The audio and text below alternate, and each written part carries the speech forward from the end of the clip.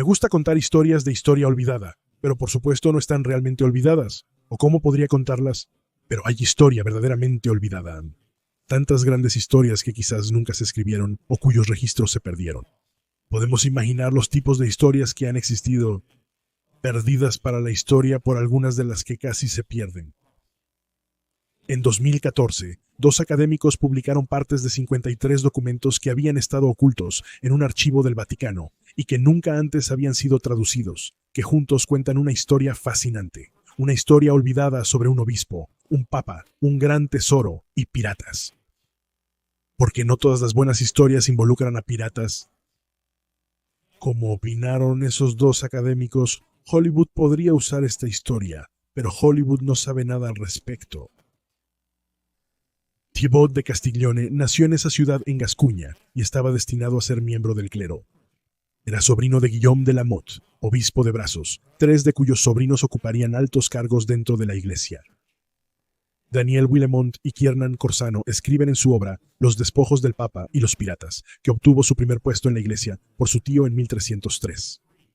Cuando a Guillaume le dieron un puesto más lucrativo como obispo de Sens en 1313, Thibaut lo reemplazó como obispo en Batzas. Se desconoce su fecha de nacimiento, pero Willem y Cossano indican que era tan joven en ese momento que su nombramiento necesitó una dispensa especial por su corta edad.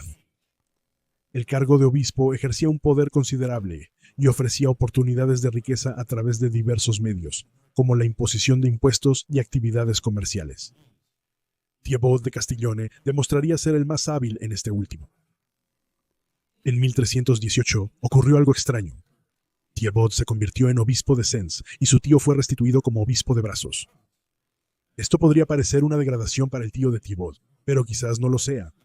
Era una época de conflicto entre Francia e Inglaterra, y Sens estaba cerca de Inglaterra. El cambio podría deberse a que el mayor de la Marte buscaba un mar más seguro. Si eso lo explicara, se confirmaría, ya que los ingleses saquearon Sens en 1331, forzando a Thibaut a refugiarse en Montpellier, cerca del Mediterráneo. Allí haría amigos. Luego, en 1348, el Papa Clemente VI nombró a Thibaut para el cargo más grande y lucrativo, como obispo de Lisboa. ¿Qué sabemos realmente sobre Thibaut? No mucho. Se desconoce con exactitud su fecha de nacimiento y, más allá de sus cargos eclesiásticos, poco se sabe sobre su desempeño como hombre de la Iglesia. No hay un dibujo verificado de él. Y Medievalist.net dijo de él: Thibaut de Castiglione fue notable solo por ser poco notable. Lo que sabemos de Thibaut no lo obtenemos de su vida, sino de su muerte en mayo de 1356. O más bien de la contabilidad de sus activos al morir, realizada en nombre de Reinaud Maubernard, designado por el Papa Inocencio VI para reemplazar a Thibaut, en cuanto el papado supo que Thibaut estaba enfermo. Si parece extraño que fuera reemplazado tan rápidamente. De hecho, un reemplazo enviado antes de que incluso llegaran noticias de su muerte. Lo fue. Inocencio actuó rápidamente para no dejar los derechos de mediados de verano en suspenso o en manos de un obispo elegido por el capítulo, según Willeman y Cossano. Nombró inmediatamente a un nuevo obispo. Y parece no ser una coincidencia que el nuevo obispo fuera anteriormente el tesorero papal. La muerte de Thibaut de Castillon, obispo de Lisboa, fue tan importante para el Papa Inocencio VI porque Thibaut era, en términos laicos, sucio, apestoso, rico. Al parecer, Thibaut había participado en asuntos de negocios desde su época en Montpellier. Allí, Thibaut había participado en varios esquemas e inversiones con comerciantes importantes. De hecho, Thibaut permaneció en Montpellier 3 años tras ser designado obispo de Lisboa. Como lo describen Willimon y Corsano, gobernó y explotó su obispado a través de un vicario general durante 3 años, mientras gestionaba una colaboración comercial con los importantes comerciantes de Montpellier. La magnitud de sus actividades comerciales, registradas en documentos traducidos por Willimon y Corsano, es sorprendente. Por ejemplo, en 1351 invirtió la enorme suma de 11.083 ecus de oro con un comerciante llamado Pierre Legatru para participar en varios esquemas, incluyendo la compra de una gran cantidad de lana para ser comercializada. Esto podría parecer un acto extraño para un obispo. Thibaut no había hecho un voto de pobreza, algo no obligatorio para todos los clérigos, pero su participación en el comercio era canónicamente irregular, como señalan Willem y Corsano. Pero su pasado en el comercio del Atlántico y el Mediterráneo puede haber sido visto por la Cámara Apostólica, el Tesoro Papal, como una experiencia deseable para un obispo en Portugal. Pero las maquinaciones y negociaciones de Thibaut, al menos, eran indecorosas, y quizás más. El sitio web Ancient Origins explica: Thibaut adquirió un tesoro a través de actividades comerciales en el Mediterráneo y el Atlántico, incluyendo varios tipos de comercio especulativo y tratos dudosos. Aunque al obispo no se le exigía hacer un voto de pobreza, se consideraba un pecado mortal prestar dinero con un alto interés y obtener beneficios de inversiones comerciales deshonestas. Guillem y Corsano explican que la usura era un pecado mortal y el beneficio de inversiones comerciales se consideraba usurario. Es indudable que el Papa conocía estos acuerdos. En 1355, el colector papal en Lisboa murió, y Jean de Grieg, descrito como un comisionado especial para el tesoro, fue enviado a Lisboa para investigar las dudosas cuentas del colector fallecido. Es obvio que la gente en el tesoro papal sabía mucho sobre los tratos de Thibaut, aunque Thibaut había hecho lo que William y Corsano llamaron un torpe intento de ocultarlos. En Barcelona, en ruta a Lisboa, Thibaut ejecutó un pacto extraordinario, en el que transfirió el dinero de Thibaut a Nogatru, quien se decía que estaba en depósito secomenda, y no se mencionó la lana en absoluto. La redacción ambigua del documento, depositum, es algo bastante diferente de comenda. Estaba calculada para oscurecer las actividades extracanónicas de Thibaut, mientras se creaba un registro del trato para proteger los intereses de las partes. ¿Por qué al Papa le importaría tan poco que un obispo cometiera el grave pecado de la usura? Bueno, para decirlo simplemente, Wilhelmine y Casano escriben: en cualquier caso, la Cámara tenía la intención de tomar toda la riqueza de Thibaut, como botín cuando él muriera. Inocencio VI fue el quinto Papa de Aviñón. El traslado del papado a Aviñón en 1309 simbolizaba el conflicto de la época. El conflicto entre el papado y el rey Felipe IV de Francia finalizó con Felipe imponiendo la elección del papa francés Clemente V, quien se negó a mudarse a Roma, que estaba enredada en conflictos y se consideraba insegura.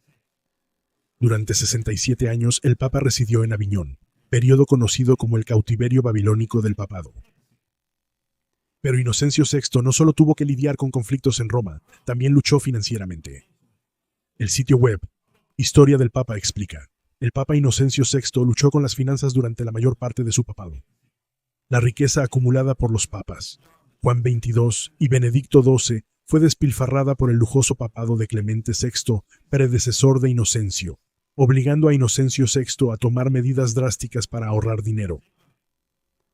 Varios factores, como la devastación de Aviñón por la peste negra en 1348 y las amenazas de saqueo por bandidos, obligaron a Inocencio a comenzar la construcción de murallas para defender la ciudad. No hay evidencia concreta de que Inocencio ignoró la situación por interés propio, pero cuando Thibaut de Castiglione falleció, Inocencio VI y la Cámara Apostólica actuaron con celeridad. Medievalist.net escribe: Jean de Garrigue irrumpió, y alegando que los diversos trucos que Thibaut había realizado habían sido a través de la agencia de la Iglesia, tomó título de todo el tesoro. Gracias a la minuciosa contabilidad de Garrigue, conocemos la mayor parte de la información sobre la fortuna de Thibaut. Catalogó, valoró y vendió las posesiones de Thibaut, incluyendo más de 20 caballos y mulas. Pagó por el funeral de Thibaut, la indemnización para su hogar, recogió las deudas que le debían y pagó las que él debía. Después de un devastador terremoto en Lisboa en noviembre de 1356, Thibaut donó parte de su tesoro para reconstruir la catedral dañada. Cuando todo terminó, de Grieg zarpó hacia Aviñón en el barco San Vicente, cargado de oro, plata, joyas, anillos, ropas, libros, linos, tapices, bolsos, cinturones, espadas, reliquias, relicarios, piedras de altar, altares portátiles, dinero, pieles y platos. En medio de las guerras, bandidos, peste y terremotos, Francia enfrentaba otra dificultad en el siglo XIV. En 1356 estalló la guerra entre el rey Pedro IV de Aragón y el rey Pedro de Castilla. La guerra fue por la corona de Castilla y fue el resultado de una guerra civil por el trono castellano, aunque también podría verse como una ramificación de la Guerra de los 100 años. Esto generó un problema específico, según Medievalist.net. Pedro de Aragón ambicionaba controlar el Mediterráneo. Construyó una gran armada para aprovechar la guerra para aplastar a su rival Génova y a Castilla. Luego no les dio mucho que hacer a las armadas de Génova y Castilla, y éstas no se movieron para corregir la situación en Aragón. Esto dejó un gran número de poderosos barcos tripulados por marineros muy aburridos y violentos pertenecientes a 3 reinos diferentes, merodeando por todas partes. ¿Por qué? No todas las buenas historias involucran piratas. Willeman y Cassandra escriben: el San Vicente portador de tesoros fue abordado y capturado cerca de Cartagena por 2 galeras, una de Sevilla comandada por Martín Johannes y la otra bajo un ciudadano de Génova, Antonio Botafoc. Esto era extraño. Portugal estaba aliado con Castilla y Génova, por lo que Sofacente debía ser un amigo. Sin embargo, Medievalist.net indica que los marineros aburridos aprovecharon la ocasión para divertirse y ganar dinero. Tomaron el barco, descargaron el tesoro papal en Cartagena, lo repartieron y huyeron. Bueno, esta ya es una buena historia, un relato emocionante sobre las ganancias mal habidas de un obispo muerto, en camino a un papa en bancarrota secuestrado por piratas, y para hacer la historia un poco más extraña, el nombre del pirata, Botafoc, aparentemente era un apodo que traducido aproximadamente significa: no hubo pelea entre las 2 galeras bien armadas. Según livescience.com, los registros muestran que la tripulación portaba sables, picas de guerra, y la galera de Botafoc tenía al menos 7 ballestas, capaces de lanzar balas de piedra de 9 pulgadas a gran velocidad. Garrigue denunció penalmente a los 2 comandantes piratas en Cartagena, pero aparentemente sin éxito. Y eso podría haber sido el triste final de la historia del obispo, el papa y los piratas, de no ser por los pedos de fuego. Mala suerte. La galera fue arrastrada a la costa del sur de Francia. Tan cerca de la costa, los sargentos reales de la guarnición capturaron a la tripulación de remeros, la galera y su tesoro, según Willemette y Casano. En esa época, el estatus era importante, incluso para los piratas. La tripulación pirata fue ahorcada en la playa como Hostus Humene Generis, enemigos de la raza humana, pero Willeman y Casano notan que los oficiales pudieron conseguir un mejor desenlace. Medievalist.com escribe que habían intentado huir con una gran cantidad de monedas sueltas, y después de ser capturados, habían entregado esto al obispo Torino en un truco exitoso para comprar sus vidas y libertad. Fue una situación difícil. Mientras una venta y algunos objetos pequeños cayeron en manos de los pescadores locales que se encontraron con el barco tan pronto como encalló, no faltaron otros para reclamar el tesoro pirata, incluyendo representantes del obispo local y un juez real. Pero Willimon y Casano señalan que el subcolector papal que había estado asegurando los despojos de Thibaut en Montpellier llegó a la orilla. Reconoció la propiedad episcopal a bordo de la galera y reclamó para el papa los despojos de Thibaut, y de Grig llegó para dar testimonio, y la mayor parte del tesoro volvería al papa, excepto lo que fue tomado por Johannes y su tripulación, que nunca más se encontró en el registro histórico. Pero la historia da otro giro inesperado. Mientras las partes reclamaban el tesoro, Pío Legautreau, el cómplice comerciante de Thibaut en Montpellier, hizo una reclamación, y tras una investigación de la Cámara Apostólica, Legautreau debía una deuda a Thibaut en lugar de ser acreedor, y tenía que ver con el envío de lana en el que Thibaut había invertido tanto. Medievalist.net explica que resulta que la deuda que Legautreau debía era el resultado de haber perdido un cargamento de ropa de lana ante, irónicamente, piratas en 1535. Los piratas de Valencia fueron demandados por Legautreau por daños. A diferencia de Garrigue en Cartagena, Legautreau obtuvo cierta satisfacción. Medievalist continúa. Legautreau fue compensado con un almacén lleno de sal marina. Entonces se dirigió a la iglesia para saldar su deuda. Fue esta deuda la que resultó tener el impacto más trascendental en toda esta historia. Según Willimon y Casano, Chamberlain planeaba vender sal de forma rentable en Aviñón, pero encontró que un monopolio italiano controlaba el mercado. Pero por supuesto, el Papa estaba en bancarrota y necesitaba dinero, por lo que esa barrera fue rápidamente eliminada y el monopolio fue suplantado por un monopolio papal, incluyendo el gabal, o impuesto a la sal, en Aviñón. Medievalist escribe, este monopolio terminaría proporcionando a la Iglesia una fortuna mucho mayor de la que Thibaut había logrado jamás, y duraría más de 400 años. Las fortificaciones medievales y renacentistas que sobreviven hoy en Aviñón fueron todas financiadas a través de este monopolio. Y así, esta historia del gran tesoro, el obispo muerto, el papa en bancarrota y los piratas que inadvertidamente pagaron por las murallas de Aviñón, está completa.